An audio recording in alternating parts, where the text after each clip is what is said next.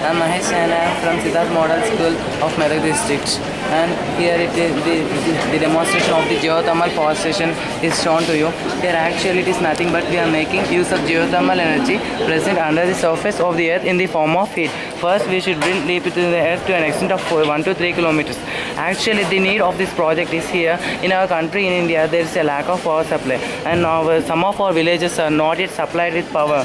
And to avoid the lack of that power supply, we are making use of the geothermal energy. That is this one of the non-conventional source, and we are producing electricity. And we are insisting the government also to produce the electricity with the help of this geothermal energy. That is heat stored under the surface of the earth. First, we should drill deep to the earth to an extent of 1 to 3 kilometers, and then we should send water through these pipe sources for injection wells.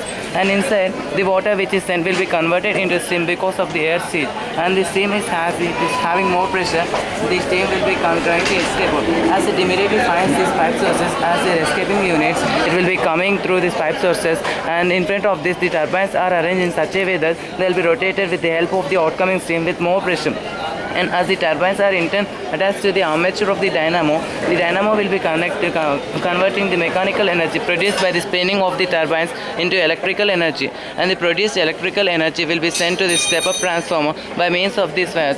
And the use of the step-up transformer is to avoid the Joule's effect. Joule's effect is nothing but if there is more current, it will be lost in the form of heat. In order to prevent the loss of heat, loss of power in the form of heat energy, we are arranging the step-up transformer. And from the step-up transformer, it will be sent to the different houses, step-down transformer of substations by means of these wires called high tension wires, which are held in exact position by those pylons.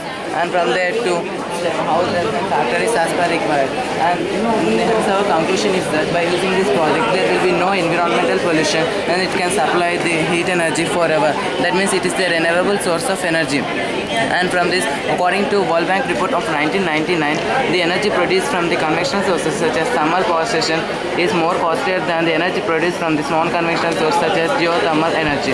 And the first geothermal power station was established in the year 1997 in the New Zealand, and now almost in 24 countries it is in use. So now you can see the demonstration, right? The turbines will be rotated with a greater velocity with the help of the outcoming steam from the inner surface of the earth. The turbines will be rotated. You can clearly see the demonstration here. And the electricity is produced there with the help of the outcoming steam.